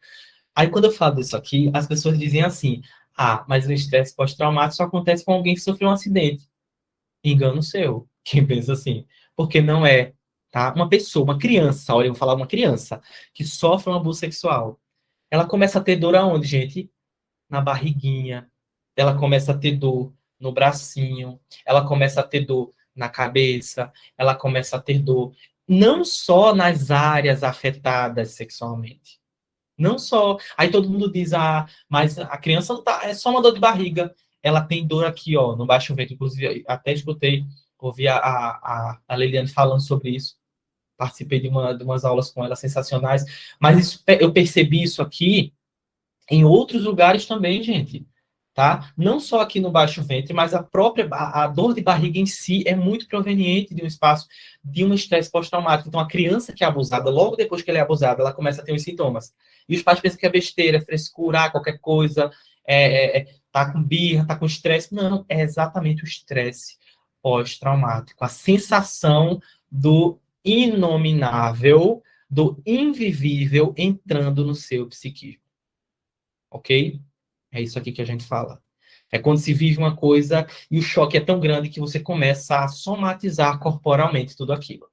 Claro que existem diversas outras questões quando a gente fala da abuso sexual infantil, gente. Diversas questões, diversas linhas aí para a gente poder observar e se atentar. Mas eu estou falando aqui de questões que passam despercebidas, tá? Vamos falar agora sobre os espaços que são afetados quando as pessoas sofrem um trauma, tá? E, gente, isso aqui, vou deixar bem claro para vocês. Esses espaços aqui, eles podem ou não ser afetados de forma muito mais expressa ou menos expressa, de acordo com a situação traumática, tá? Então, se for uma perda, se for um acidente, vou falar para vocês daqui a pouco quais são os que causam isso aqui, tá? E como é que funciona tudo isso. Então, o hipocampo, ele desempenha um papel crítico na formação, na organização e no armazenamento de novas memórias. A gente liga a ideia. A gente liga a ideia do quê? É o inominável. Então, se o hipocampo está sendo prejudicado, é aquela tentativa, peraí, eu não vou armazenar isso aqui. Eu não vou armazenar. É aquela dificuldade de armazenar. Pera, é muito dolorido, isso aqui é muito doloroso, não dá para armazenar, mas automaticamente é exigido que se armazene. Além de conectar certas sensações e emoções com essas memórias. Então, é aquela ideia do que o hipocampo está forçando para não armazenar de algum modo, tá, gente? Eu estou sendo aqui, claro que simbólico nessa parte, mas de algum modo o hipocampo ele tem essa sobrecarga, mas ao mesmo tempo as sensações e emoções elas ligam o tempo inteiro às memórias traumáticas. O hipocampo também desempenha um papel na consolidação das memórias durante o sono e das memórias de longo prazo, ok? As memórias que vão ficar introjetadas no nosso inconsciente, certo? O córtex pré-frontal ele desempenha um papel fundamental na formação de metas, objetivos e nos planejamentos de estratégias de ação necessária para certos objetivos e também para a autoproteção, habilidades cognitivas, habilidades requeridas na implementação de planos, habilidades na ordem também. Então, é aquela tentativa, peraí, está em desordem, não consigo observar, não consigo ter a ação necessária, não tive a ação necessária nesse momento. O que é que está acontecendo aqui? O que está acontecendo aqui? É essa sensação que se tem em algum momento, ok? Então, por isso que o córtex pré-frontal, de algum modo, é desestabilizado. Amígdalas. As amígdalas são duas estruturas esféricas na neuroanatomia do sistema límbico, que estão dos dois lados, tá? Ela não só fica de um lado aqui, não, ela fica dos dois lados, elas ficam aqui abaixo. São duas. E elas são responsáveis, gente, por respostas emocionais relativas ao comportamento social. O comportamento dos seres humanos e também de outros mamíferos é uma das principais áreas do controle da agressividade. Vamos parar um pouquinho para observar isso aqui. Então, a gente para o ponto e a gente observa o que, gente?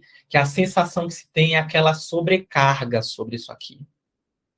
E aí, vem aquela ideia do retorno a tudo isso, que pode ser agressivo. Então, eu posso começar a lidar com todo esse estresse, com todas essas questões pós-traumáticas, de forma super agressiva, porque a minha amígdala foi, de algum modo, afetada. Então, tem toda essa ideia aqui neuroanatômica. A gente está falando de neuroanatomia, eu estou falando de questões voltadas para estudos neurocientíficos, para estudo, na verdade, da neurologia. Então, a gente tem um estudo aqui bem básico sobre isso e de extrema importância para a gente poder entender um pouco de tudo isso, ok? Então, quando a gente for falar de tudo isso aqui, a gente vai antes pensar o quê? Depende da constituição traumática, depende do processo traumático vivencial em si. Se foi algo muito expresso, vamos ter cuidado. Isso aqui tudinho pode ser algo específico naquele momento. Se não foi algo tão expresso, se foi uma vivência que pode ter sido traumática, a gente precisa entender também como isso se constitui. O córtex visual primário é a parte do cérebro que possibilita o exercício da memória visual de uma pessoa. Vamos parar aqui, vamos parar nisso aqui, porque isso aqui tem uma contribuição sensacional para quando a gente fala para aquele paciente, me fala o que você lembra dessa situação. Ele diz, eu não lembro de nada, eu não consigo perceber, e eu não lembro ter visto o rosto da pessoa, o rosto do abusador, o rosto da pessoa que fez aquilo comigo. Eu não consigo. Por quê? Porque o córtex visual primário talvez teve essa dificuldade na retenção dessa memória. Então, trata-se de um tipo de memória que permite lembrar de imagens que já desapareceu do alcance de sentidos, ó. Tá? Então, é de acordo com os estudos da Anatomy Neuroscience, que é uma revista de neurociência que trabalha com essas questões, e aí observou que o córtex visual volta-se para essa ideia primária da visualização antes dos sentidos. Então, é aquilo que eu vi primeiro, antes que algum sentido viesse até mim. Então, é muito importante que a gente observe isso, e principalmente em questões traumáticas fortes, tá? Acidentes, perdas, vamos lá, desastres, muita coisa, derramamento de sangue, quando a pessoa vê muitas pessoas morrendo ao mesmo tempo, falecendo ao mesmo tempo, tem essa ideia de que eu não lembro nada, parece que dá uma amnésia que você não consegue lembrar nada. É exatamente por conta disso, tá? Isso pode também ser um mecanismo para se proteger. Quando fala de mecanismo para se proteger, psíquico, tá, gente? A gente fala de questão psíquica, mas falando de neuroanatomia, a gente fala desse espaço aqui. Então tem uma ligação, né? A tríade de estudo da psicotraumatologia. Vamos falar um pouquinho da tríade, tá? Isso aqui vocês não vão ver em lugar nenhum. Isso aqui eu trouxe para vocês, estudando e percebendo as questões voltadas para psicotraumatologia e pesquisando nas literaturas, tá? Então, primeiro, a primeira tríade para que a gente possa estudar a psicotraumatologia são os efeitos emocionais e mentais em um ser humano. Tá? Efeitos emocionais e efeitos mentais em um ser humano. Nem todo trauma, vamos parar aqui para falar, nem todo trauma vai causar um efeito físico e neural, mas quase todo trauma, ou melhor, todo trauma vai causar um efeito emocional e mental. Sacou a parada aqui? Nem todo trauma causa um efeito físico e neural, mas todo trauma causa um efeito emocional e mental. Então, a primeira é os efeitos emocionais e mentais. Segundo, efeitos físicos e neurais, que são aqueles efeitos na neuroanatomia, nas questões neurológicas, de algum modo, e os efeitos psíquicos. Quando eu falo de efeitos físicos aqui, é exatamente a dificuldade de lidar com o próprio corpo, porque perdeu uma parte do corpo. Tudo isso é trauma, gente. E a gente trabalha com isso, tá? Trabalha muito com isso. Já atendi pacientes, chegaram para mim nas primeiras sessões, e aí não falaram o que tinham, o que estavam passando. E aí eu atendi, a pessoa não mostrava, né? Não demonstrava nada. E aí, depois de muito tempo, ele começou a falar algumas questões, e eu foi partindo para um lado, partindo para o lado, e aí a gente parte para que lado? Para que ele não tinha uma parte do seu corpo, para que ele tinha, na verdade, ele tinha sido, ele era um paciente que acabara de ter sido amputado, ou perdeu um membro. E aí começa a fazer sentido essa questão dos efeitos físicos de um trauma, tá? Ou dos próprios efeitos na readaptação, e a pessoa começa a falar a dificuldade que tem emocional através desses efeitos. Então é muito forte isso aqui, tá? Os efeitos psíquicos e comportamentais, que são diferentes dos efeitos emocionais e mentais. Psíquico é personalidade, gente. A gente precisa entender uma coisa. Emocional é voltado para as emoções, para os sentimentos. Mental, para as nossas produções mentais, para os nossos pensamentos. Então, pegando aqui o que eu estou falando, né? Físicos, voltado para a área para o nosso corpo. Neural, para o nosso cérebro. E a gente vê os psíquicos, que é personalidade. Por último, a gente vem aí. E comportamentais, que é tudo que a gente faz com tudo que a gente tem. Bom? Deu para fechar isso aqui? Alguém tem alguma dúvida, pessoal? Vamos falar um pouco sobre a experiência traumática, acoplamento traumático e interpretação vivencial. 9h20, gente. Todo mundo aqui abraçado com a matéria. Fechar, tá? Vocês que estão assistindo a gravação, muito obrigado por estarem aqui até esse momento, tá? Agradeço a cada um de vocês por terem adquirido esse curso. Vocês que estão aqui também na sala, vocês são importantes para a gente. Estamos fazendo isso aqui tudo por vocês e para vocês, para melhorar o trabalho de vocês. Contem sempre comigo, em específico, contem sempre com o Instituto Fênix, tá? A experiência traumática, nesse primeiro momento, é aquela questão que eu vou trazer aqui, ó. Observem essa imagem aqui, gente. Observem essas duas imagens que eu trouxe para vocês. Essa imagem aqui em preto e branco é a imagem do soldado da Segunda Guerra Mundial. Essa imagem aqui é antes e o depois de ter passado pela guerra, tá? Sobrevivente, passou pela Guerra Mundial. E essa imagem aqui, vocês percebem o rosto, a fisionomia dessa pessoa, como ele tinha mesmo, na verdade, pouca idade, um pouco tempo depois ele saiu, né? Então, não é uma diferença extrema na questão da idade, mas olha o rosto dessa pessoa, tá? Olha o rosto desse aqui. Passou também pouco tempo. Início, antes, né, de entrar no campo de batalha, durante, depois, o rosto bem esmorecido. Este paradoxo reforça o duplo aspecto do trauma, tá? O duplo espaço que o trauma comporta, a impossibilidade e a necessidade de sua representação. Olha isso aqui. Vamos prestar atenção nisso aqui, que isso aqui é chave nessa aula de hoje. A impossibilidade de lidar com isso e a necessidade de representar isso. Então, o trauma é sempre aquela necessidade de representar, mas a sensação de impossibilidade de representar. Olha o conflito que se tem, tá? Com qualquer trauma, gente. Qualquer trauma. Ok? Então, a gente tem aí essa questão de acordo com a Maldonado e com a Cardoso, que traz, então, a experiência limite de um narrador que perfurou a barreira entre a vida e a morte. Gente, morte aqui não é exatamente o falecer do corpo, tá? A morte, ela não é experienciada pelo psiquismo.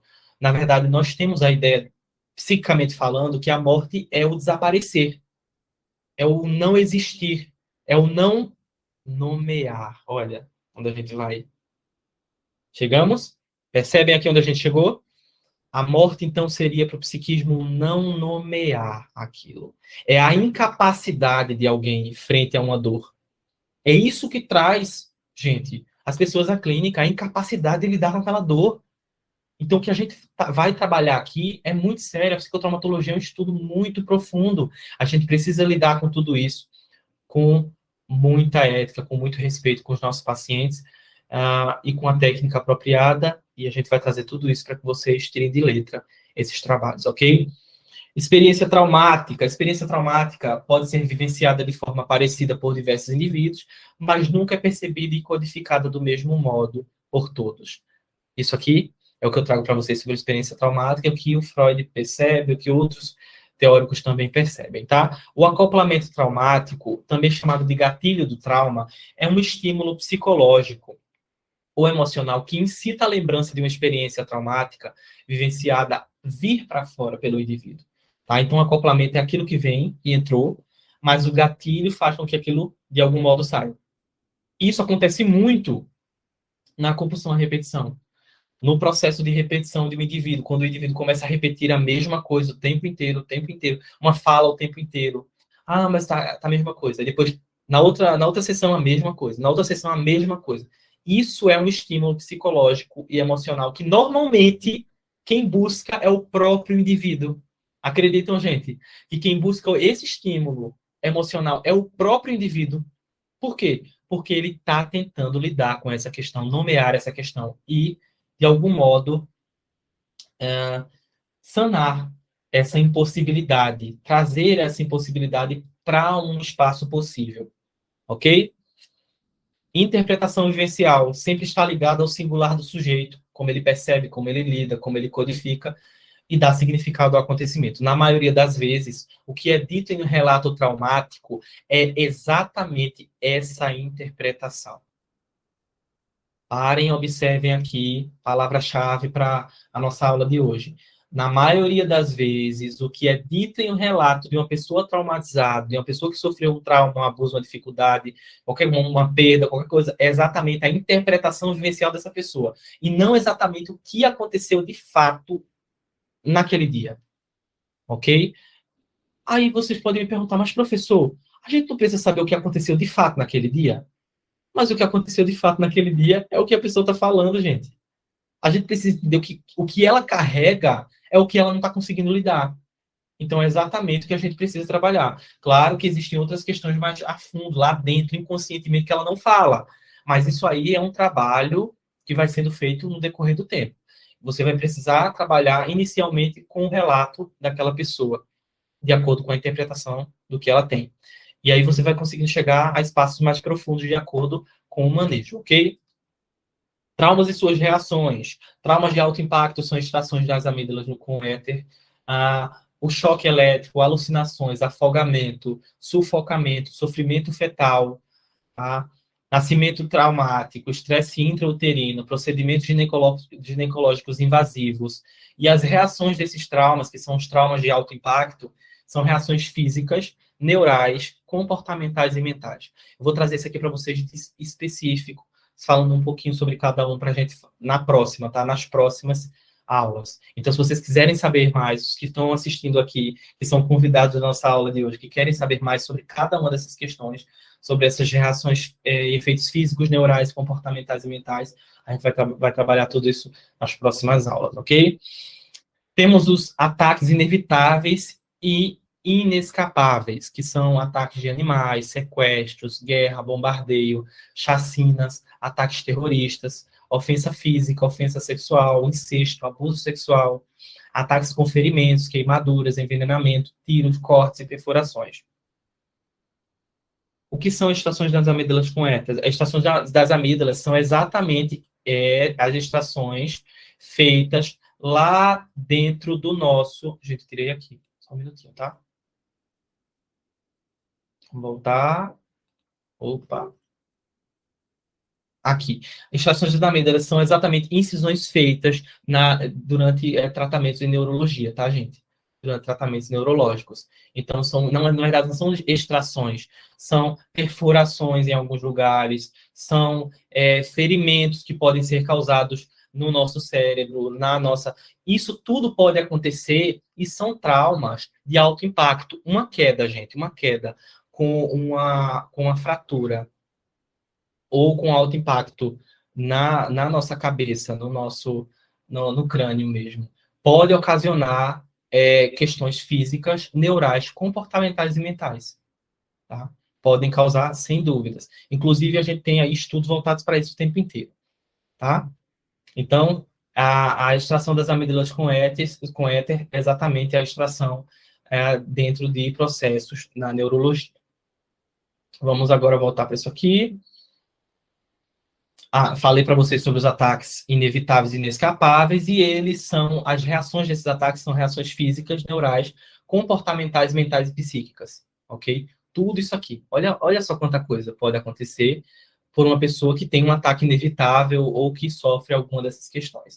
Traumas emocionais, negligência, abandono, perda, violência e punição severa. Efeitos neurais, comportamentais, mentais e psíquicos. Então, para quem não sabia, a negligência, o abandono, a perda e a violência pode causar efeito neural, pode causar efeitos e reações comportamentais severas e graves, e também mentais, tá, gente? E também propriamente psíquicas. Então, é importante que a gente possa se atentar a essa construção, a essa questão traumática também. Desastres naturais, efeitos físicos, neurais, comportamentais, mentais e psíquicos também. Tudo isso é trauma, gente. Acredito, tudo isso pode ser considerado situações traumáticas. Situações horrendas e repugnantes. Isso aqui, gente, é muito sério também. As pessoas que sofrem essas situações, elas são pessoas que passam por situações muito complicadas, tá? Testemunhar um acidente, derramamento de sangue, testemunhar um abuso, um sequestro, morte, tortura, ter que matar ou ter que ferir alguém, também traz reações neurais, comportamentais, mentais e psíquicas aos indivíduos. Ok? Então, para vocês terem noção do quão abrangente é o nosso curso, do quão vasto é o nosso conteúdo e quanto a gente vai poder se aprofundar em cada uma dessas questões, vamos pensar um pouquinho que a gente precisa entender a compreensão da experiência única do indivíduo, o singular de cada indivíduo, dentro dos parâmetros que a gente cria da ideia para um trabalho cada vez mais humanizado, com um olhar acolhedor, a história e a singularidade de cada pessoa, tá? Eu vou tirar algumas dúvidas de vocês aqui, algumas dúvidas que sempre me perguntam, vou falar para vocês agora. Trauma tem cura? Não. Trauma não tem cura, tá? O trauma precisa ser visto, percebido, levado para um espaço que possa ser narrável, de algum modo, não totalmente narrável, mas de algum modo narrável, e levado para um espaço de compreensão de acordo com as experiências daquele sujeito, de acordo com o que ele pode suportar, tá? É a verdade que ele pode suportar, porque é sobre a história, sobre a vida dele. Então, é uma construção peça a peça, como eu coloco aqui as pecinhas para vocês. Ó. É uma construção peça a peça que vai sendo apresentada. Então, a pessoa tira do campo de ideias e coloca no campo mais próximo ao seu psiquismo, ao seu emocional, tá? Então, o trauma não tem cura, mas ele tem um processo de cuidado, um processo de tratamento. Os traumas, eles podem ser tratados e existem resultados muito positivos na qualidade de vida dessas pessoas. Existem traumas evitáveis? Existem. Os abusos sexuais, traumas voltados para essa questão do testemunhar um abuso, tortura, ferir, matar alguém também pode ser evitado, derramamento de sangue pode ser evitado. Em alguns casos não, mas em outros sim, tá? Negligência e abandono pode ser evitado. A punição severa, principalmente, também pode ser evitada. Então, a gente tem essas questões aí que podem ser evitadas. Vou falar mais para vocês depois sobre traumas que podem ser evitados. Estou trazendo só essa pincelada nessa primeira aula, tá? Quais são os processos de trabalho com os psicotraumas?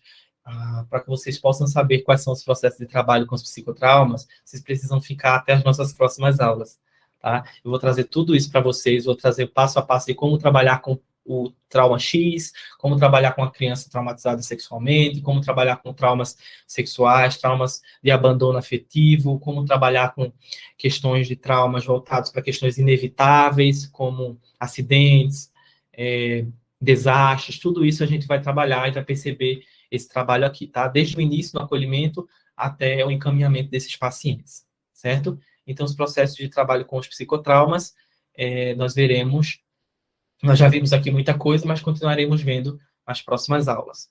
A criança interior carrega sua essência em poder criativo, lúdico e flexível. Ela é você em algum momento um regresso de sua constituição. Negar ela seria, então, negar sua própria história, calar sua própria voz, sufocar sua própria alma. Então, quando a gente não consegue nomear, a gente, muitas vezes, precisa de ajuda para nomear ou para trazer alguma coisa para fora, tá? Mas existem pessoas que têm a resistência para isso e precisam de acompanhamento. Por isso é importante profissionais altamente capacitados para lidarem com isso. E vocês estão aqui em busca dessa capacitação e de um trabalho cada vez mais eficaz. Vou dar uma dica de leitura aqui para vocês, Acolhendo Sua Criança Interior, da Stephanie Stahl, tá? Gente, incrível, tem esse livro aqui, tá? Até ali, consigo vê-lo na minha estante. Tenho esse livro, é uma leitura maravilhosa, uma leitura super abrangente, uma leitura super leve, tá? Ela fala até do Freud na leitura. Então, uma leitura super leve, super legal, super interessante para a gente falar um pouquinho sobre traumas na infância, sobre as questões traumáticas afetivas da infância, ok? Questões traumático-afetivas. São questões de traumas voltados para a área afetiva e emocional da criança. Vocês precisam ler esse livro. Tem disponível aí nas plataformas de leitura em e-book e também tem disponível para compra nas livrarias. É necessário um olhar atento ao sofrimento e suas formas de manifestação. É preciso que a gente busque entender que o ser humano ele se constitui em sua própria história, suas próprias dores e as suas próprias questões, seus significados. Quando a gente faz e começa um trabalho como esse, a gente chega aos pontos mais profundos do sofrimento e neles a gente encontra o lugar mais propício para a ressignificação e para a cura dessas pessoas. Ok? Gente, eu agradeço a todos vocês que estão aqui. Muito obrigado a cada um de vocês, tá? Muito obrigado pela participação das pessoas que fizeram perguntas, os que estão com a câmera aberta aqui, assistindo a um exemplo de efeito psíquico, dificuldades com o comportamento, mas voltados para a personalidade, quando a gente fala dos transtornos de personalidade, tá? Então, um exemplo de conflito psíquico pode ser isso. Também dificuldades com o próprio desejo, dificuldades com a questão da autopercepção. Tudo isso pode ser caracterizado como um efeito psíquico. Efeito psíquico, um efeito da constituição de nossa personalidade. Então, a dificuldade de lidar consigo mesmo, de lidar com os outros, a dificuldade de lidar com seus próprios desejos, com agressividade. Então, a dificuldade de lidar com essas memórias, de criar e de construir novas memórias, de criar novas experiências, novas conexões. Tudo isso pode ser considerado um efeito psíquico. Qualquer dúvida, chame a gente no privado, como a Andressa está falando aqui, uma das diretoras está falando aqui. Obrigado a todos. Muito obrigado, Andressa, pelo feedback. Um abraço no coração de todos vocês. A vocês que estão aqui assistindo até esse momento a nossa gravação, um beijo no coração de vocês, um abraço, fiquem com Deus e até a nossa próxima aula na próxima semana. Tchau, tchau, pessoal.